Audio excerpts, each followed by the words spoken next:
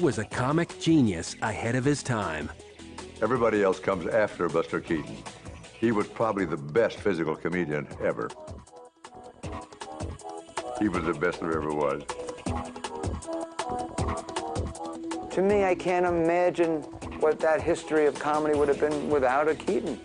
Thankfully, we have him, you know? Thank God.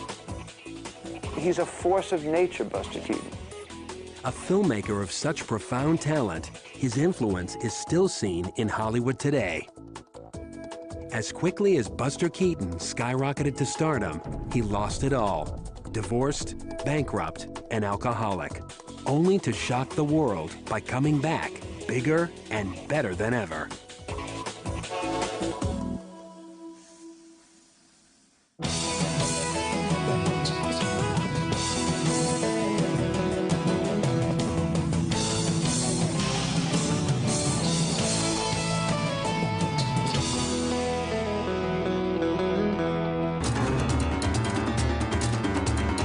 Thousands of people came from all around to watch Buster Keaton film the climactic scene of his epic masterpiece, The General.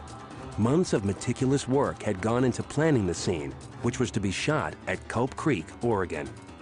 When Keaton gave the signal for shooting to begin, he unleashed the most incredible and the most expensive shot in silent film history. As the locomotive raced across the burning bridge, people screamed in fear as the Texas dropped 35 feet below into the Rogue River. Someone else would have, faked it, used a miniature, but not Keaton. He destroyed a real train to make it as authentic as he could. The General was perhaps one of the greatest period pieces ever made up to that point. Inspired by D.W. Griffith's landmark film, Birth of a Nation, Buster took cinema to its next level by recreating the Civil War with painstaking detail. It has everything in it. It's an incredible motion picture. Every frame looks like a Matthew Brady photograph. He wanted it to be so accurate that it hurts, was his phrase. Buster based The General on a real-life Civil War event, adding a love story to the mix. In it, Keaton stars as Johnny Gray, a railroad engineer and unlikely war hero. When Johnny's locomotive, The General, is hijacked by Union troops, the action begins. I laughed all the way through it. For me, it's a comedy masterpiece. It's just full of brilliant ideas. I mean, just the scene of Buster on a train, and behind him, the Civil War is taking place. And behind him, the Civil War. The depth of the comedy and the production involved. That he's got that scene happening, and that's not the focus. And I love watching it with director friends who were just amazed, how he pulled it off. How did he do that? While filming The General, Buster Keaton was at the height of his career, a major Hollywood star. Yet, the film was plagued by several unexpected tragedies, which drove costs to spiral out of control.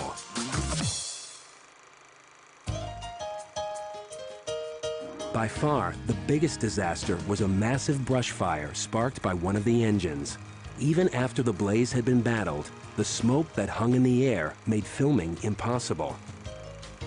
So they had to go back to Los Angeles and wait for a rain, which could take up to 4 or 6 weeks before they could return to Oregon to finish the film.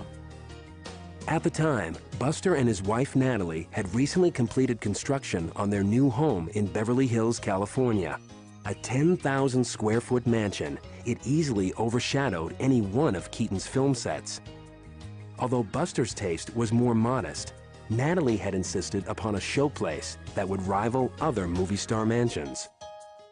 The Keatons entertained lavishly at their new estate, yet Buster felt more at home on a movie set. When he made pictures, he ate, slept, and dreamed them. He wasn't much of a family man. I mean, he lived for his work. That's what he knew. That's what he did best. The only aspect of the industry he ignored was the business side.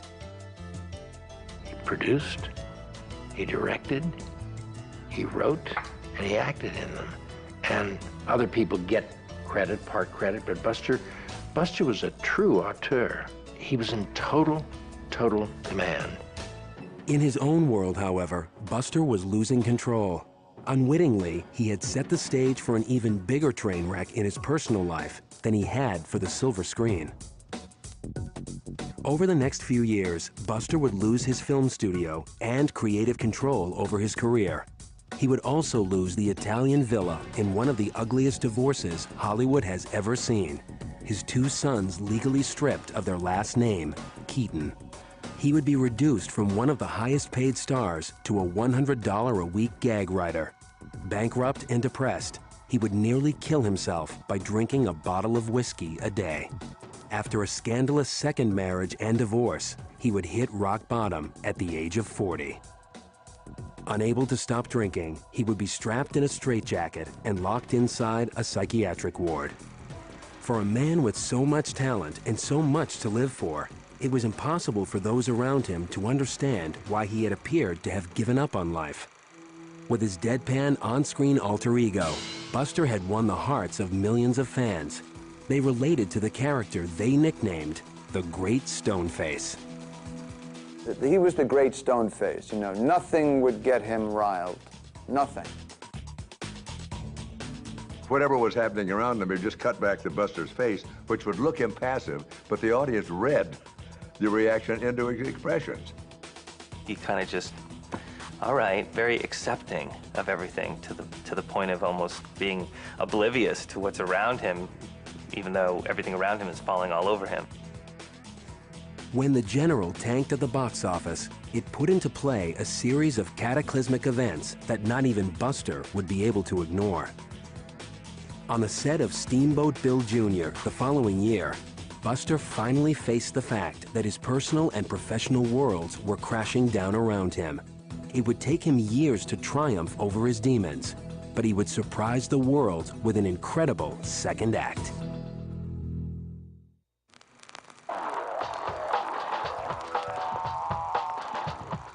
On the set of Steamboat Bill Jr., people were praying for Buster Keaton's life.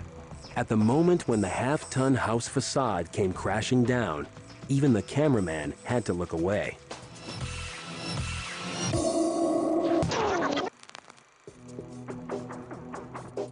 He took chances that nobody else ever took. They made their markings on the floor, but if he was over just a touch, that building would have flattened him. It would have been the end of Buster Keaton.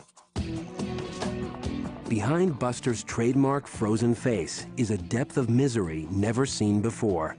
Right before the scene was shot, he was told the Buster Keaton studio was going to close. Keaton later said that, you know, knowing this information, and the state of his marriage to Natalie Talmadge being as in bad shape as it was at that time, that he really didn't care much about anything. And he willingly put himself through this dangerous routine, really not caring if he lived or died. Buster's talent for pulling off dangerous stunts with a stony face had come from a lifetime of hard work, developed on stage as a part of his family's act, the Three Keatons. Well, I think it was like in the womb he was already a star. By the time he was 4 years old, he was literally being tossed across the stage into scenery, becoming a stunt kid. That's really the basis of their whole act. And it was a very knockdown, drag-out act. Buster was called the human mop. Had a little handle sewn on his back, and he was thrown into the wings or against the scenery, or sometimes into the audience, depending upon the old man's mood. According to Keaton family legend, it was friend and fellow vaudevillian Harry Houdini who renamed little Joseph Frank Keaton the sixth Buster. Apparently, Keaton fell down a flight of steps all the way to the bottom when he was about 2 years old. And Houdini saw this and said, "That's sure a Buster." The Keatons noticed that the audience laughed harder when Buster kept a straight face. So by the age of 9 or 10, that stoic expression, that blank face, was part of his act. It was just mechanical with him. Putting strain on the family act was the fact that Joe Keaton was an alcoholic. Joe, the father's drinking had increased. and Buster found his timing was off, which was dangerous because of the way they worked. And Buster was ready to be on his own. After turning 21, Buster struck out on his own and moved to New York. Within weeks, a chance meeting with an old friend led him to the Comique Film Studio. That day, his life radically changed when he met Joseph Skank, the Talmadge sisters, and Roscoe Arbuckle. Joseph Skank, the owner of Comique, was one of the great independent producers of the era. He was married to Norma Talmadge. The Talmadge sisters were very popular. Norma Talmadge was the dramatic actress, and the youngest sister, Constance, had a flair for comedy. And Natalie really didn't have the talent of the other two sisters, but she worked at the Arbuckle Company. Immediately, Buster was as smitten with Natalie, a pretty brunette, as he was with the film studio. Skank's most famous star, Roscoe "Fatty" Arbuckle, offered to personally show him around. He was fascinated. He was fascinated with behind the scenes, you know, the camera and the film and how all the different process. He had no formal education. The man only spent one day of his life in school, but he had a natural flair for mathematics and was just technically minded. So he just was fascinated with the motion picture camera and anything technical. After the tour, Arbuckle offered Buster a part in his next movie. Keaton's first film with Arbuckle was The Butcher Boy. Shot without a script, Buster was directed to buy some molasses from Arbuckle's character. Arbuckle was impressed with Keaton immediately because he did his first scene in one take. And the one thing that really impressed Arbuckle was Keaton's ability to take a sack of flour. He got hit so hard in the face with that sack of flour that he said his head wound up where his feet had been.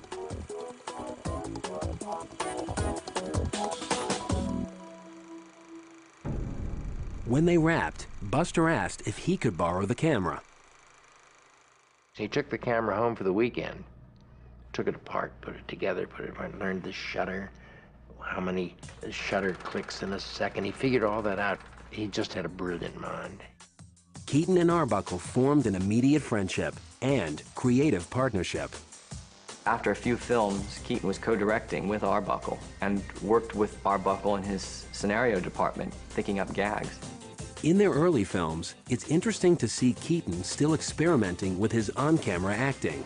In Coney Island, Buster is seen laughing and crying. He's working with a hammer, a big wooden hammer that rings a bell. Arbuckle's going by just as he swings the hammer and he knocks Arbuckle down. And Buster looked and started to laugh. And he didn't like it. He didn't like the laugh. And he also felt that if the actor laughed, the audience didn't. Try to make the audience laugh. The comedies became so successful, Comique moved to the West Coast so they could film year-round. Natalie moved with the company, and it was in California a romance between her and Buster began to blossom. In 1918, Buster's film career came to a sudden and unexpected halt when he was called to serve in World War I. After his return, a series of shocking events would take place. Arbuckle would fall from grace in the biggest scandal in Hollywood history, and Buster Keaton would skyrocket to stardom. During his 7 months in France as a soldier in World War I, Buster Keaton and Natalie Talmadge kept in touch by letter. When the war ended, he returned to California and reunited with best friend and creative collaborator Roscoe "Fatty" Arbuckle. Together, they made 3 more comedy shorts at Comique Studio. Their last film, The Garage, was Buster's favorite. Besides the usual slapstick, highly advanced mechanical props and a subtler, more sophisticated style of humor can be seen. Buster's acting ability was also gaining notice. When Douglas Fairbanks passed on the role of Bertie Van Alstyne in the film The Saphead, he recommended they cast Keaton instead. With his low-key, charming performance, Buster surprised audiences with his acting range. By now, Arbuckle was so hot that Paramount Pictures bought his contract, promising him an unheard of $3 million. With Arbuckle's departure, Schenck created the Buster Keaton Studio. Although the studio no longer stands, its location is an historic site. It can be found in the heart of Hollywood at the intersection of Eleanor Avenue and Lillian Way. With the Buster Keaton Studio, Schenck gave Buster full creative control over the production of 19 comedy shorts. He had no money worries. Joe Schenck just paid the bills as producer and let Keaton do what he wanted, as long as he made money. In those days, they always had to shoot every scene at least twice. One take was used to make a negative for domestic distribution prints. The second was shot to send overseas. Buster Keaton films were becoming wildly popular with Europeans. They worked 6 days a week, and the only day off they had was Sunday, and they were hitting the boards at 6 in the morning to go to work. So, and their work was paramount. They just, you know, they loved what they were doing. The first film Buster released was called 1 Week. It's a parody of an industrial film on prefab housing that Buster had seen. The plot revolves around newlyweds setting up home, literally. It's such a tremendous leap forward in terms of production value, visual style, and story from the Arbuckle films just shortly before. It was just a great launch for Keaton, and it was the comedy hit of 1920 and really put him on the map. Buster's next film had to be scrapped when he broke his foot on the set. The downtime allowed him to concentrate on his personal life. After a mysterious on-again, off-again engagement, he and Natalie married on May 31st, 1921. It was a strange combination, this Buster Keaton, this strange character from the vaudeville stage, and Natalie Talmadge, coming from this Talmadge family of great actors on the screen. And many people thought it wouldn't work. It just didn't seem right. 3 weeks after their wedding, Buster and Natalie posed for a gag photo, pretending to be a miserable married couple. Unfortunately, the truth was not far away. Problems between them began almost immediately. Buster became frustrated by Natalie's obsession with shopping and her apparent loyalty to her sisters. Natalie, in turn, was upset over the amount of time Buster spent away from home. Even though his foot hadn't completely healed, Buster went back to work to make The Playhouse. Because he couldn't rely on his usual acrobatic stunt work, he decided to dazzle the audience with the help of in-camera special effects. Buster plays all the roles, and they did this through multiple exposure. And only Keaton was making these type of extremely clever comedies, and it's one of his best films, no question about it. Once Buster had healed, he went back to filming his trademark physically challenging comedies in and around Los Angeles. At the time, Hollywood was known as a city of sin. During the 1920s and into the 30s, Hollywood was always known as being a place where there's kind of vice going on and drinking, drugs, etc., and there was, absolutely. While not everyone in Hollywood partied, Keaton and Arbuckle were among those who occasionally indulged. In the midst of filming The Boat in September 1921, Buster received an invitation from Arbuckle to attend a party up in San Francisco. Buster was not able to attend. What was planned as a weekend of fun turned into a lifetime of hell for Roscoe. He was arrested for the rape and manslaughter of Virginia Reppe. Arbuckle, his sin was that he had a bootleg party in an era of Prohibition, and despite his eventual acquittal, public opinion had already tried him in the press, and he was banished from the screen by the newly formed, what we now call today the Motion Picture Association of America. As much as Buster wanted to testify on the behalf of his friend, he was counseled not to by Arbuckle's lawyer, who felt Buster's Hollywood fame would not be well regarded by the jury. Devastated, Buster stayed in Southern California and continued to make films. Behind the scenes, he arranged for a percentage of his profits to go to support Arbuckle.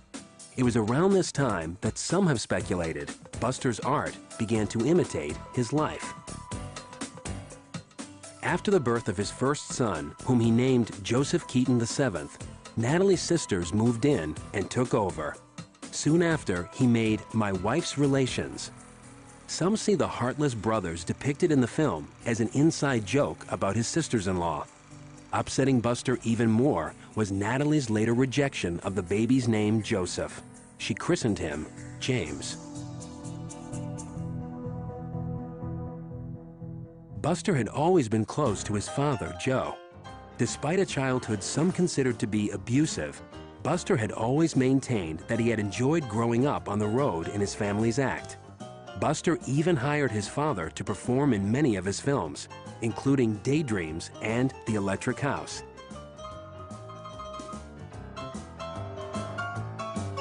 In Neighbors, he cast his father to play his father. Buster's vaudevillian childhood is clearly the inspiration for Convict 13. Convict 13 was about 3/4 of it was their vaudeville act. And Buster was, half the time he was a convict and half the time he was a guard. He was playing two sides of the coin. And his dad was in there doing all their vaudeville stuff. That same year, Keaton made his last two-reeler, The Love Nest. He now had his eye on bigger things. He was anxious to join the ranks of Charlie Chaplin and Harold Lloyd. Buster was ready to enter the world of feature films. Did you explain to Angie the story isn't true? There's no use explaining. She insists on believing that I'm bad. And I'm not, honest, I'm not.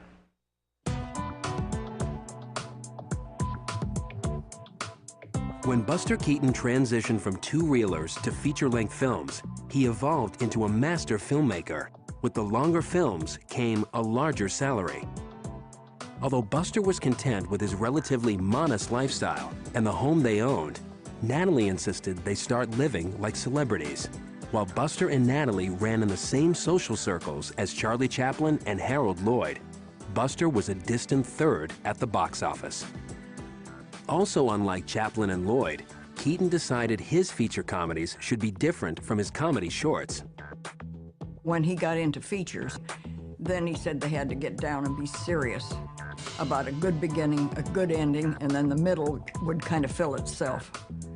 But they had to have a good plot or they wouldn't do it, because you couldn't do just hokey jokes for a feature. Buster's first feature was 3 Ages, shot in 1923. It's a parody of D.W. Griffith's Intolerance and is an hysterical look at love through the ages. Although Buster was becoming more story-conscious, he still didn't work with a script. Even more amazing was the fact that Buster improvised most of his physical stunts as he went along, and he always did them himself. He once told me that over the course of his career, at one time or another, he broke every bone in his body, including his neck. During the filming of 3 Ages, while attempting to jump from one roof to another, Buster came up shy and hit the wall. Instead of scrapping the footage, Buster worked it into the plot, making it one of his most memorable scenes.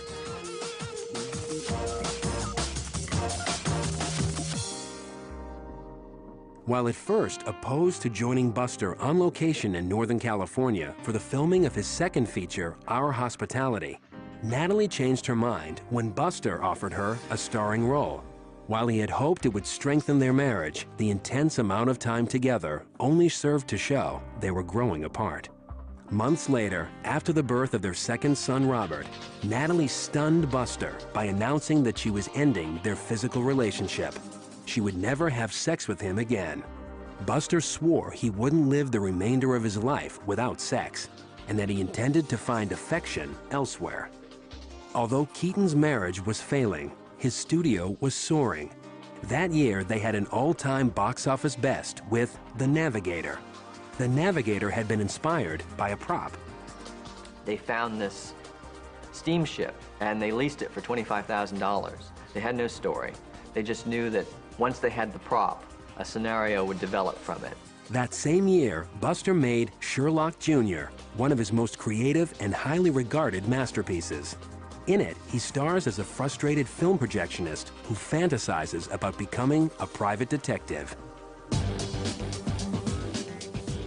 The following year, Buster had another hit with 7 Chances, a film that's still popular today.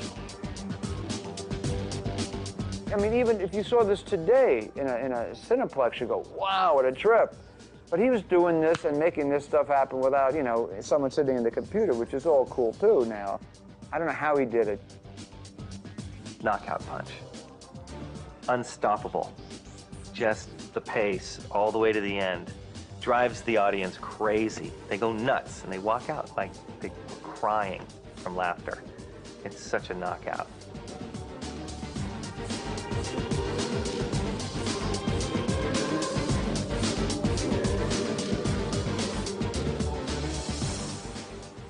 Buster had enough success with Go West in 1925 and Battling Butler in 1926 that he felt confident to embark on his most ambitious feature to date.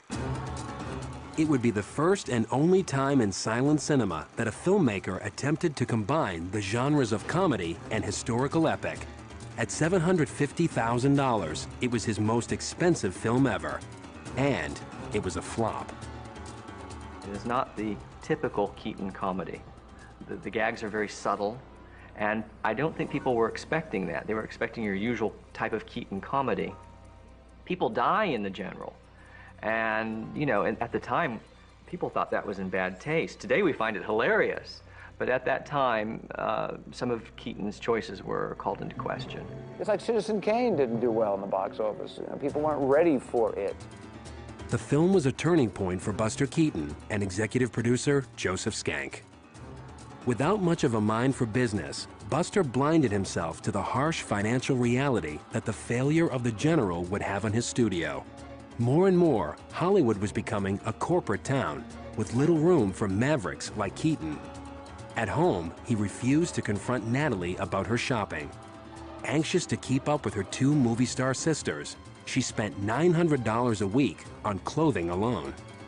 More ominous was the looming revolution in synchronized sound technology. The jazz singer had just played in movie theaters across America, wowing audiences everywhere. Buster's next picture was Steamboat Bill Jr.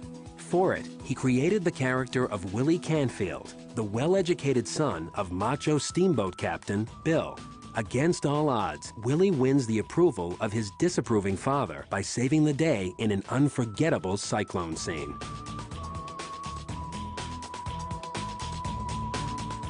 Steamboat Bill Jr. did better at the box office, but it too was a financial disaster. It lost roughly $250,000. Not only were the films not making the money, but the era of independent production was coming to an end. And the big studio system was coming in. It really ushered in the end of his career as a great filmmaker. Buster only woke up and realized the state of his affairs when Joseph Schenck told him Steamboat Bill Jr. would be his last film. Miserable in his marriage and unable to make a profit, Buster allowed Schenck to sell his contract to MGM in what he would later call the greatest mistake of my life. She's gone crazy. Miss Pansy, Oh, you little nitwit, you. At the height of his creative powers, Buster Keaton was forced to give up his production company and sign a deal with MGM in 1928. Although he would later say this was the biggest mistake of his life, Buster actually had very little choice in the matter. Hollywood was now a dream factory controlled by the studios. The talkies had come with a big price tag. The cost of building special sound stages, along with new sound equipment, meant that Buster's freewheeling days of silent film shot on location were over. One of the unusual differences between Buster Keaton's way of making films and others is that Keaton loved to shoot on location. Now, part of it was that it was fun, yes, but the other was an economical way of making the films. You don't have to make so many sets. Author John Bankston has hunted down many of the locations used by Buster for his book, Silent Echoes. Buster loved to film all over Southern California, but his favorite spot was this one block on Cahuenga between Hollywood and Soma. Here in the background is an alleyway that he used in Cops, where he grabbed a car and threw him out of camera one-handed. In Hard Luck, Buster eludes the police by hiding among these statues. He captured a real time and place, and so he recorded history itself. And one thing that's so interesting about his films is that you can look into the background of his films and see some detail about how Los Angeles was in the 1920s or how things have changed since then. The film that was shot here was 7 Chances. In 7 Chances, Buster needs to get married by 7 o'clock that evening in order to inherit a fortune. And after bungling his proposal with his longtime girlfriend, he resorts to putting an ad in the newspaper. And unbeknownst to him, thousands of would-be brides show up on the steps of this church.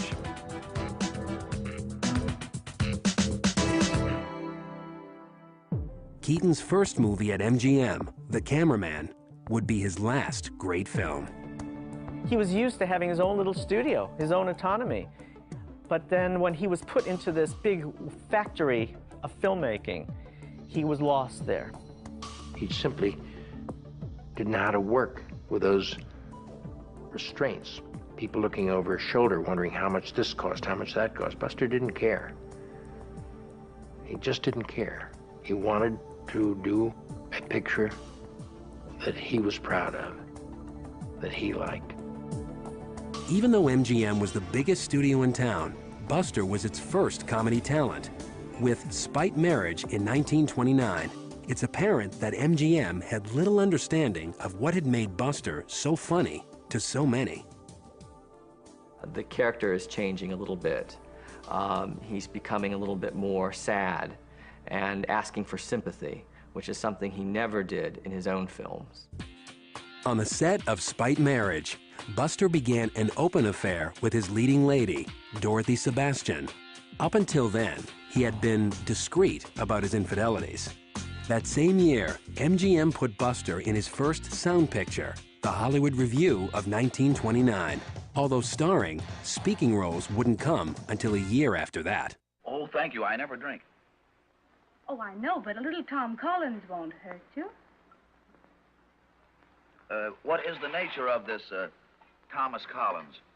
Oh, it's sort of like lemonade, only it's made from limes, and a dash of that and a dash of that. Sort of like a fruit compo, you know? Very nice. While some people liked Buster's voice, others didn't.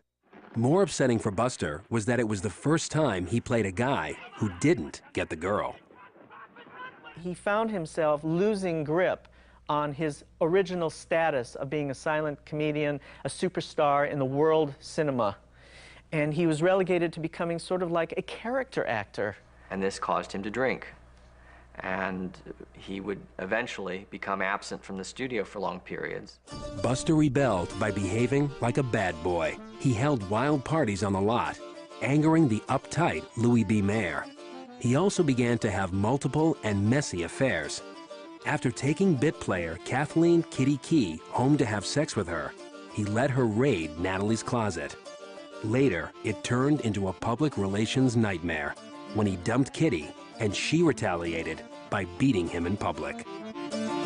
He felt he was coming to an end, and of course that doesn't bode well for his family and Natalie and his kids. Buster wasn't a saint, not at all. But he was a good person. I thought they performed beautifully. You slay me with your crack.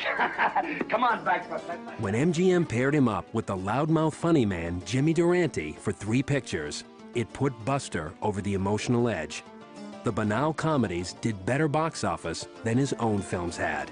Out of despair, he tried to numb the pain with a bottle of whiskey a day. He had a really tough go because his career was in the toilet because the studio took his power away, and he was an alcoholic to boot, so it was a rotten decade or so for him. He could have survived a failed marriage, but it was the fact that he had no control of his career, which was his life. He had been doing it all his life. This led him to the alcoholism, and this led to him going rock bottom. For the sardonically titled What? No Beer, MGM hired a nurse, May Scrivens, to keep him sober. On his last day of shooting, Louis B. Mayer fired him. Not long after, Natalie filed for divorce. Seeking vengeance, she fought for and won nearly every penny Buster had, plus the Italian villa. Natalie also won custody of the boys and changed their last name from Keaton to Talmadge. Before his divorce was final, Buster disgraced himself further by marrying May Scrivens in what he claimed was an alcoholic blackout. 2 years later, he was divorced again. Now at the age of 40, he was alone, alcoholic, and a has-been. Consumed by despair, he was unable to stop drinking. To save his life, he was put in a straitjacket and confined to a hospital psychiatric ward. From there, Buster could only go up. Just how high he would soar would surprise not only the world, but himself.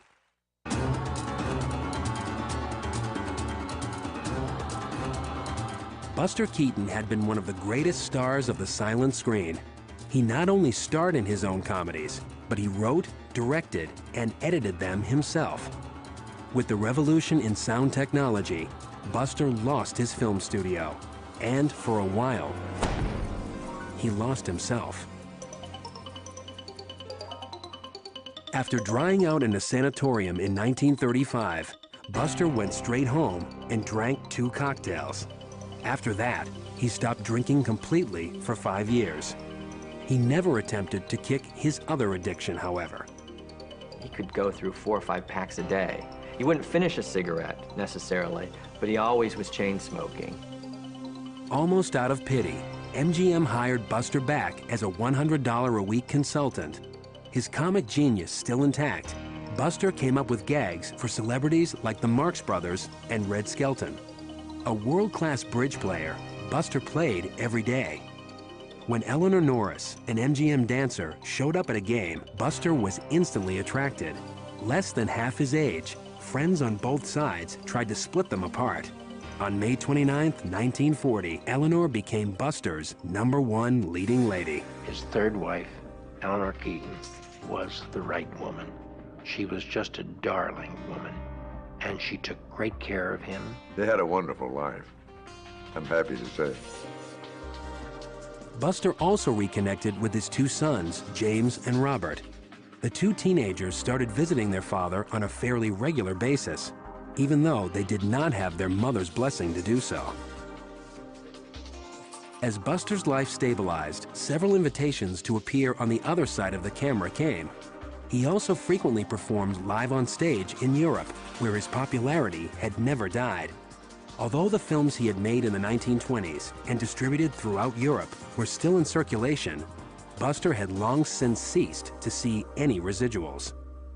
And now let's turn back the clock 40 years, 1917, as we present Buster Keaton in The Can of Molasses. Buster became an actor for hire, available for almost anything, including the brand new medium, television. Television, for Buster, meant that live audience, which he loved. It's like going back to vaudeville. So he would restage all his old routines from vaudeville and from his earliest films. Simon Pure Beer presents Buster Keaton.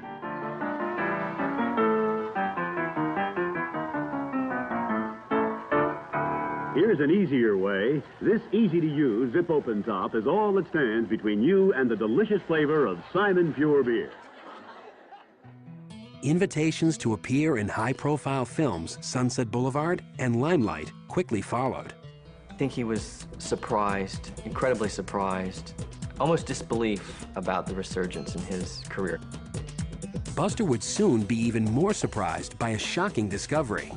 In 1955, the new owner of the villa, actor James Mason, found several Buster Keaton silent films thought to be long gone. The films eventually found their way into the hands of Buster's new business partner, Raymond Rohauer. By saving the prints from near disintegration and distributing them all over the world, Rohauer introduced Buster Keaton to a new, more appreciative audience. Buster's pictures have a depth today that people did not recognize in the 20s and the 30s because we were simpler. But now they do recognize it. The re-releases also inspired Hollywood's next generation. The people in the know, the smart people in the film industry, know Keaton's work and study Keaton's film. And I once did a sketch on television where I was a guy trying to mail a letter against the wind. And I stole all those moves from him. But those guys in those days didn't mind being stolen from. They were rather flattered. What Buster Keaton did with a gag was to make it as lean and mean and right on the money as possible. And I think that people in other generations, you know, even stand-ups, learned from that. By the late 1950s, Buster was finally able to afford a home. At long last, he built his dream house, a small ranch in Woodland Hills, California, 20 miles outside of Hollywood. Buster did not think about the past too much. He did not have regrets, recriminations, I should have done this, I should have done that, or damn them for doing that to me. Buster took full responsibility for his life, what happened to him, both good and bad. Acknowledging that it was long overdue, the Motion Picture Academy awarded Buster with an honorary Academy Award in 1959. Although he said he might retire, Buster was busier than ever in the 60s.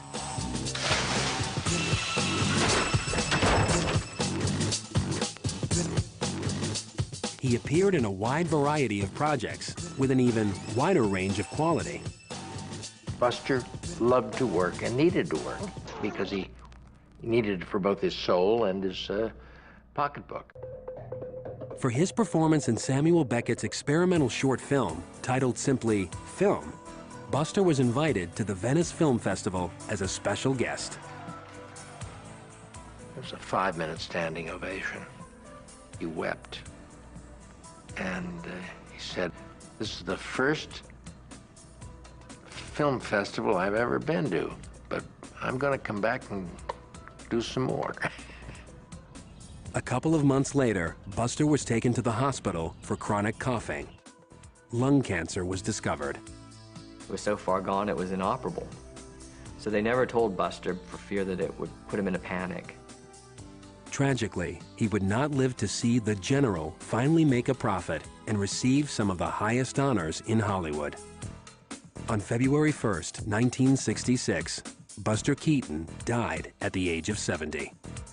A decade later, the American Film Institute named The General as one of the best 50 films of all time. He's more popular now than he was because he was ahead of his time, like many geniuses. At the centenary of his birth in 1995, tributes and festivals were held around the world in his honor. At long last, the world had finally caught up with Buster Keaton. Today, he is recognized as not only one of the original pioneers of Hollywood movie making, but one of the best. Through his films, which continue to amaze and delight audiences everywhere, Buster Keaton lives on.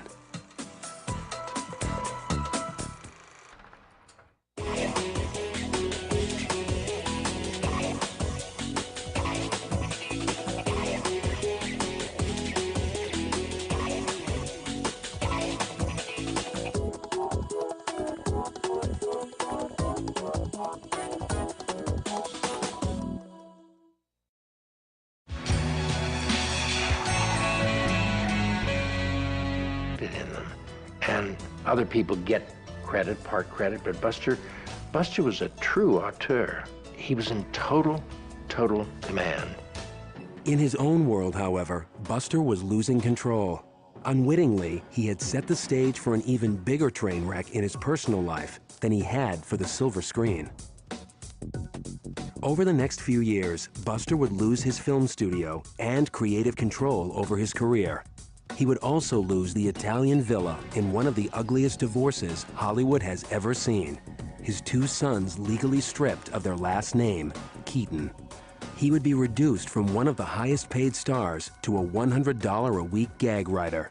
Bankrupt and depressed, he would nearly kill himself by drinking a bottle of whiskey a day. After a scandalous second marriage and divorce, he would hit rock bottom at the age of 40. Unable to stop drinking, he would be strapped in a straitjacket and locked inside a psychiatric ward. For a man with so much talent and so much to live for, it was impossible for those around him to understand why he had appeared to have given up on life. With his deadpan on-screen alter ego, Buster had won the hearts of millions of fans. They related to the character they nicknamed the Great Stoneface. He was the great Stoneface, you know. Nothing would get him riled. Nothing. Whatever was happening around him, it just cut back to Buster's face, which would look impassive, but the audience read the reaction into his expressions. He kind of just... In silent film history, as the locomotive raced across the burning bridge, people screamed in fear as the Texas dropped 35 feet below into the Rove River. Someone else would have, faked it, used a miniature, but not Keaton. He destroyed a real train to make it as authentic as he could.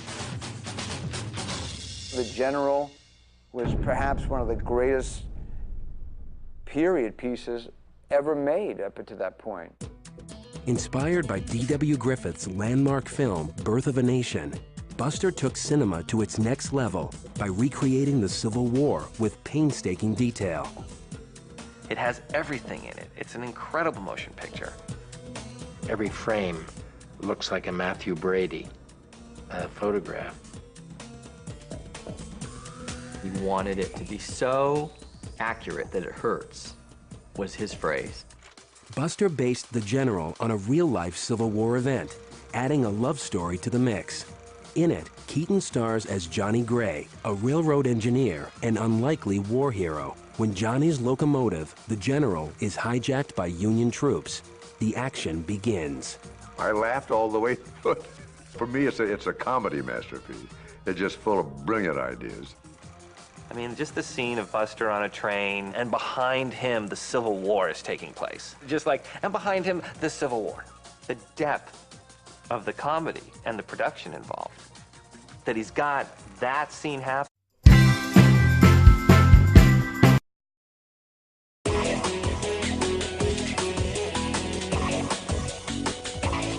He was a comic genius ahead of his time.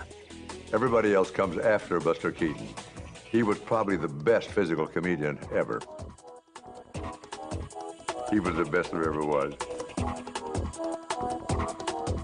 To me, I can't imagine what that history of comedy would have been without a Keaton.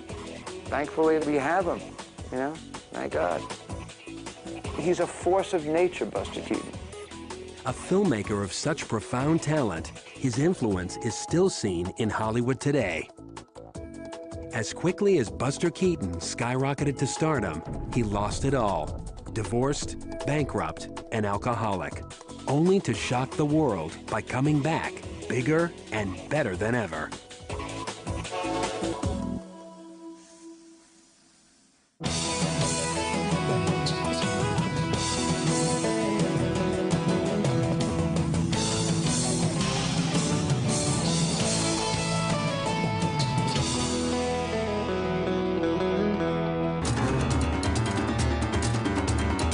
Thousands of people came from all around to watch Buster Keaton film the climactic scene of his epic masterpiece, The General.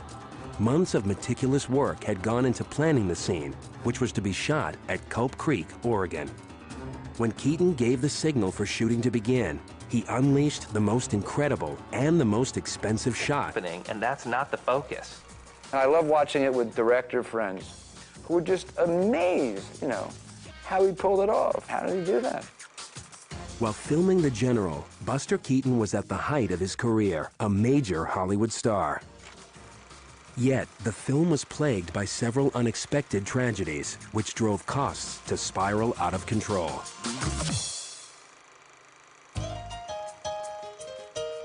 By far, the biggest disaster was a massive brush fire sparked by one of the engines.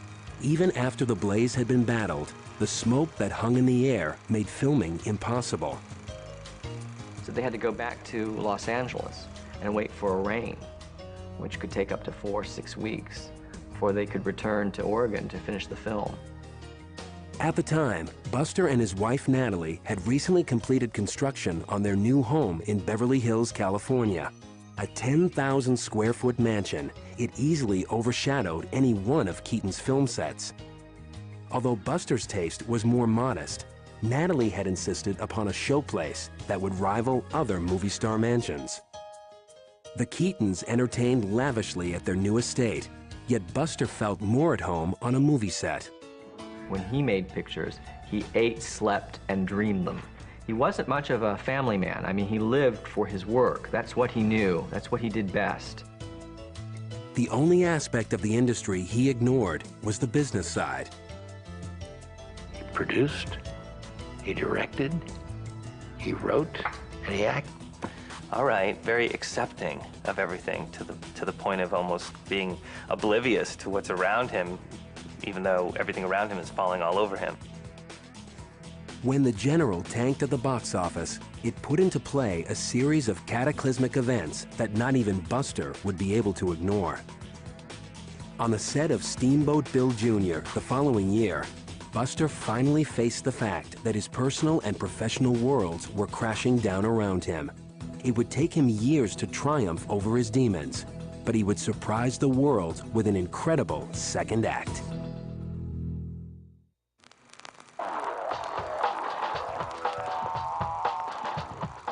On the set of Steamboat Bill Jr., people were praying for Buster Keaton's life. At the moment when the half-ton house facade came crashing down, even the cameraman had to look away.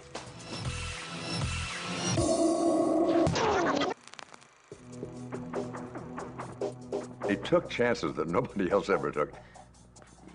They made their markings on the floor, but if he was over just a touch, that building would have flattened him. It would have been the end of Buster Keaton. Behind Buster's trademark frozen face is a depth of misery never seen before.